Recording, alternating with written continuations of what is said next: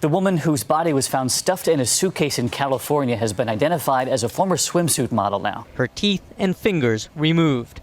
The body was identified by serial numbers on her breast implants. 28-year-old Jasmine Fiore was a rising star in modeling and acting, known for her work in body paint and swimsuit modeling. She had performed in shows across Las Vegas and even made a brief appearance on a VH1 reality TV show. But in 2009, Jasmine's promising career came to a heartbreaking end. On August 15th, her body was found in a dumpster, stuffed in a suitcase. Her injuries were so severe that she could only be identified through the serial numbers on her breast implants. Detectives quickly zeroed in on a prime suspect and even filed charges against him. However, in an unexpected twist, the man was never taken into custody. This shocking case not only shook the world, but also left a lasting impact on the reality TV industry, changing it forever. Before diving into this tragic case, don't forget to subscribe and click the notification bell. Now let's get started.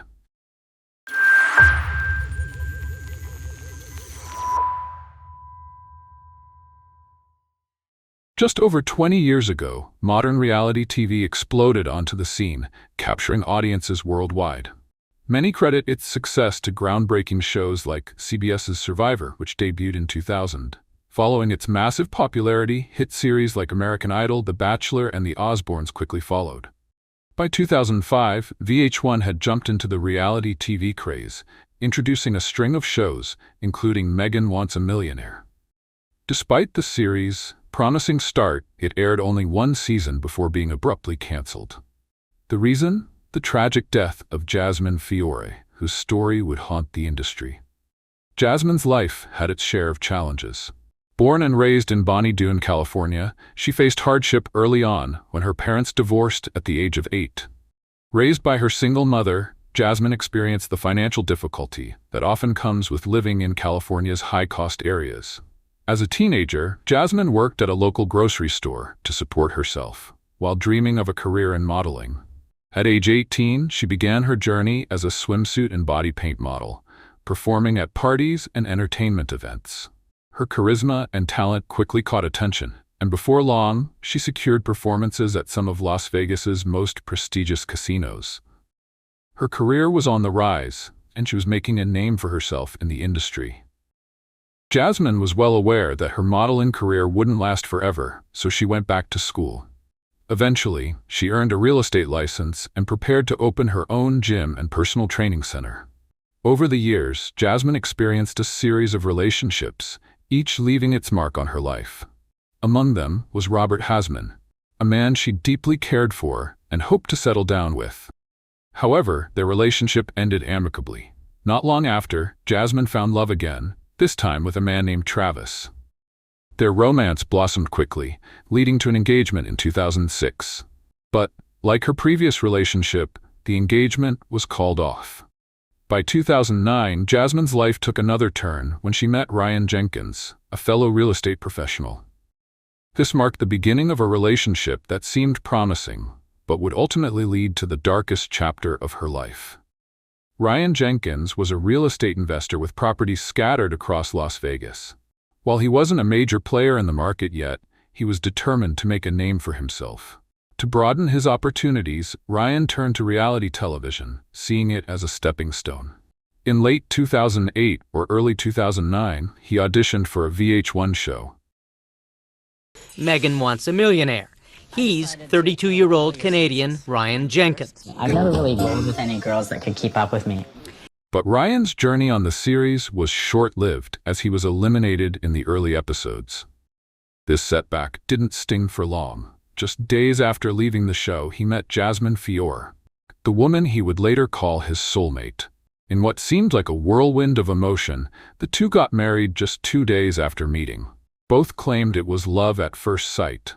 Jasmine's friends and family confirmed she seemed genuinely happy with Ryan. Known for her vibrant and energetic personality, Jasmine's relationship with Ryan seemed to bring out even more of her bright spirit. God, I love my life. And I love my wife. As Jasmine Fiore danced poolside for Ryan Jenkins, the couple appeared happy. Luckiest guy in the world. But things weren't as picture-perfect as they seemed. Just 3 months into their marriage, Jasmine discovered a darker and creepier side of Ryan. In June 2009, Jasmine reconnected with her ex-fiancé Travis. The two reportedly met at a party where they shared a kiss. Ryan found out, though it's unclear whether he caught them in the act or someone else told him. What followed was a heated confrontation.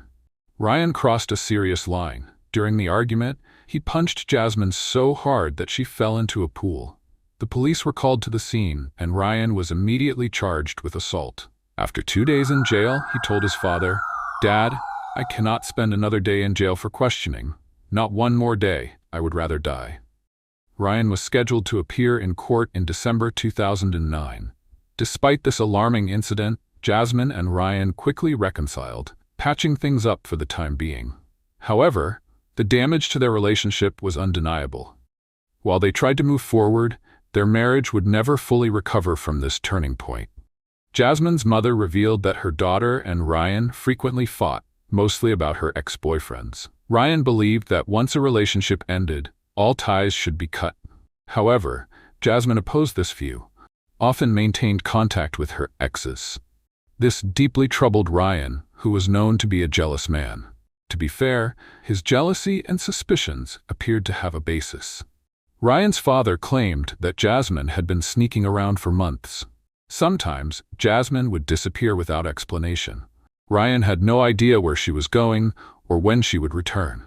This all culminates on the night of August 14, 2009, a night that would change everything in Jasmine and Ryan's lives.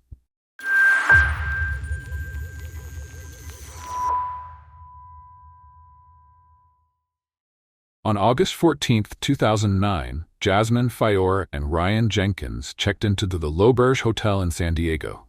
The couple planned to attend a charity poker tournament hosted by the Karma Foundation.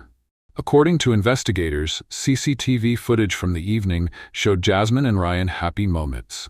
They were laughing and enjoying each other's company. The footage revealed that they left the hotel around 2 a.m. and headed to the Ivy Hotel nightclub in downtown San Diego. This nightclub would later become the last place Jasmine was ever seen alive. By 4 a.m., Ryan returned to their hotel room alone. Hours later, at 9 a.m., he checked out of the hotel by himself. Jasmine was never seen again. It remains unclear what happened between the couple after they arrived at the nightclub, as reports have not confirmed whether Jasmine appeared on CCTV at the venue. However, whatever happened that night marked a tragic turning point. The following day, on August 15, police in Buena Park, California, made a horrifying discovery. A woman's body was found in an alleyway, mutilated beyond recognition. The remains had been stuffed into a suitcase far too small to contain a human body. I thought it was a young child because it was such a small suitcase, probably about a 3-foot suitcase. The killer had gone to extreme lengths to hide the victim's identity, removing all her teeth and fingertips. Despite this efforts, investigators were able to confirm that the victim was female. The next day, on August 15th, Ryan Jenkins went to the LAPD police station, reported Jasmine missing. He claimed the last time he saw her was around 8:30 p.m. on August 14th at their home in Los Angeles. According to Ryan, they had attended the charity poker tournament and visited a few bars before returning home. Then, Jasmine dropped him off, saying she had errands to run. After that, she never returned. What's puzzling is why Ryan, given Jasmine's known history of disappearing for days, reported her missing so quickly. Less than 24 hours later. This behavior raised questions that investigators couldn't ignore. On August 16th, just 1 day after reporting his wife missing, Ryan was seen at his Los Angeles penthouse. He was packing clothing and travel items, preparing to leave. At around 9 a.m., he departed for Nevada to retrieve his speedboat. However, when contacted by authorities on the same day, Ryan claimed he was in Utah and was headed to Canada to solve immigration issues. On August 18th, investigators successfully identified the body found in the dumpster, despite the killer's extreme efforts to conceal her identity. During the autopsy, they removed her breast implants. Every prosthetic, including breast implants, have serial numbers on them. While examining the body, the coroner noticed evidence of breast implants. He located the implant's serial numbers and identified the victim as Jasmine Fiore. Tragically, Jasmine lost her life only a few hours before her remains were discovered. The case took a darker turn when police found a white Mercedes abandoned in West Hollywood, less than a mile from Ryan's Los Angeles penthouse. The car was registered to Jasmine, but what investigators found inside was both shocking and horrifying. There was evidence of a struggle inside the vehicle, and if head injuries, particularly broken noses, those types of things tend to bleed a lot. It was covered in red stains, and there were clear signs of a violent struggle, including evidence that Jasmine's hair had been pulled out. This gruesome discovery left no doubt that foul play was involved. The case, initially treated as a missing persons report, was officially reclassified as a homicide investigation. The mounting evidence pointed toward a deeply disturbing and violent crime.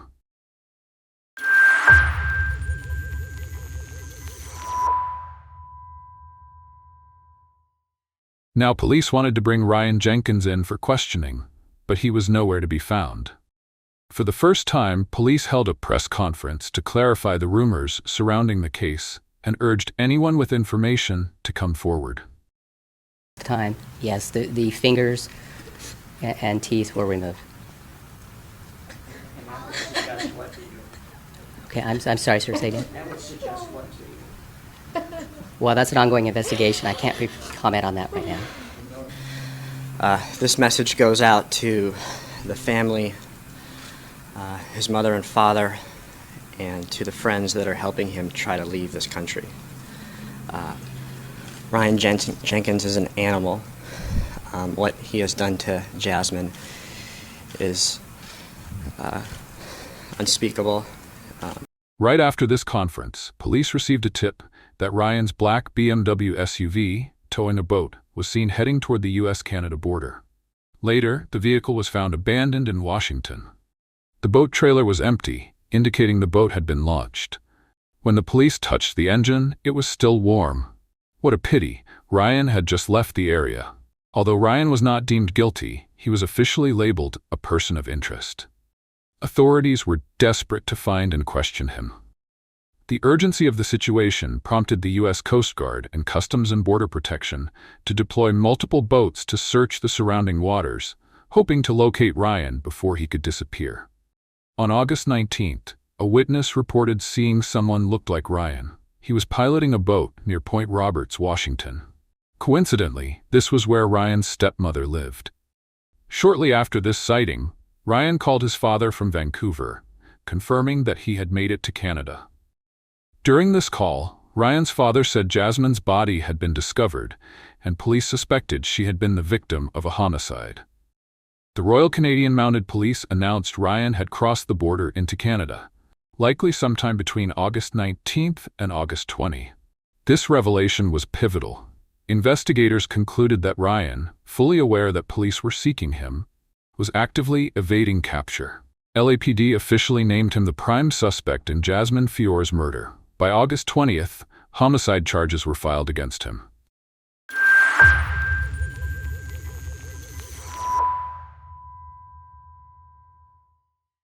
Around 6 p.m. on August 20th, 2009, Ryan Jenkins arrived at the Thunderbird Motel in British Columbia, Canada, driving a silver PT Cruiser with Alberta license plates. He was accompanied by a young blonde woman. Strangely, they pulled up beside a dumpster. While Ryan remained in the car, the woman entered the motel and paid cash for a 3-night stay. The manager described the woman as attractive, calm, and between 25 and 30 years old. She stayed with Ryan for about 20 minutes before leaving the motel.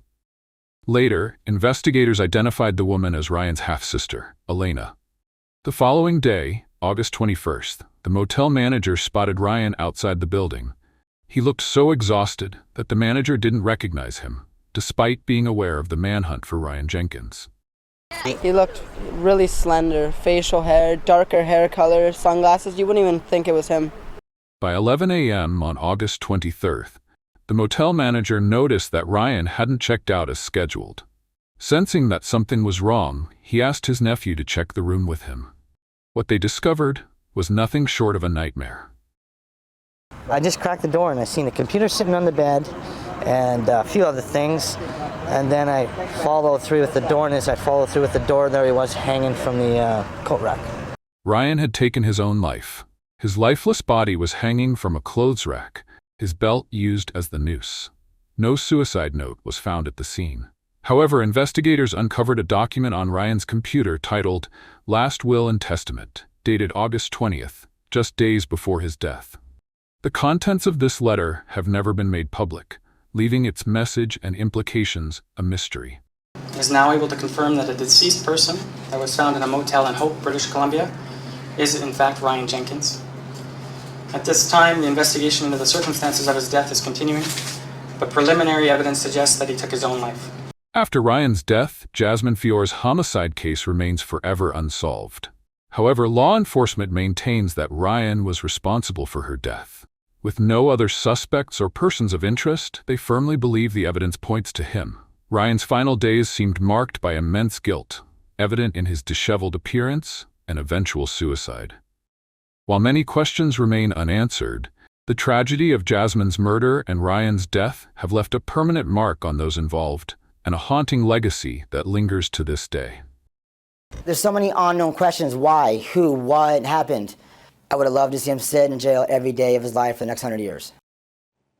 It was a great relief that we weren't going to spend months and months of our life trying to find this person and bringing him to justice.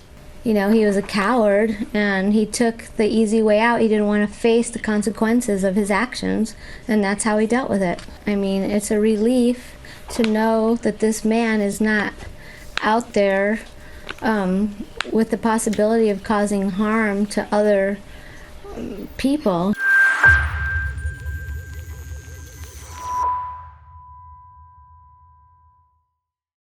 After Ryan Jenkins' death, both police and VH1 began to scrutinize his past more carefully.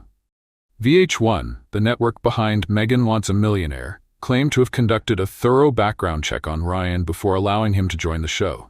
According to them, his background check came back completely clean. However, a deeper investigation revealed some shocking details. In 2007, Ryan had been investigated for assaulting a woman in Calgary. VH1 and the production company insisted that they would never cast him if they knew about this incident. VH1 relied on a third-party private investigative firm to conduct background checks on all their cast members. However, these checks were limited to crimes committed within the U.S., and since Calgary is in Canada, the assault never appeared on their radar. The situation became even more complicated when the investigative firm, Collective Intelligence, revealed they hadn't performed Ryan's background check directly. Instead, because Ryan was originally from Canada, the task had been outsourced to another company, Straight Line International. Following the revelations about Ryan's violent past, Collective Intelligence sued Straight Line International for breach of contract. They alleged that Straight Line had been fully aware of Ryan's assault, but failed to report it to Collective Intelligence or VH1. The fallout was immense.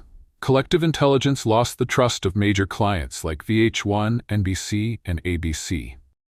Meanwhile, Straight Line International was ordered to pay $810,000 in damages to Collective Intelligence. However, the consequences didn't end there. What unfolded next would add even more chaos to the already messy scandal. If you can believe it, VH1 didn't just cast Ryan Jenkins on Megan Wants a Millionaire.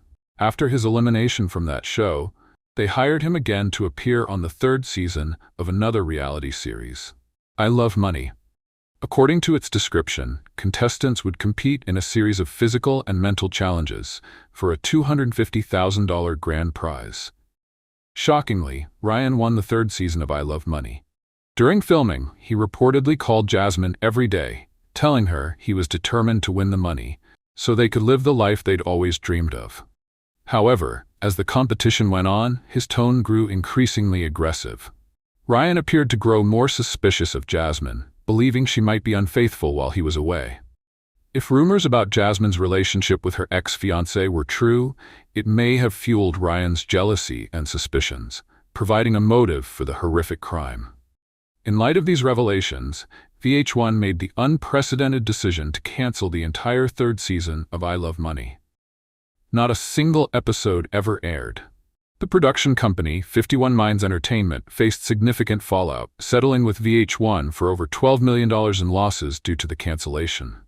This scandal dealt a major blow to the company and to the credibility of reality television as a genre. The incident exposed a troubling truth about reality TV.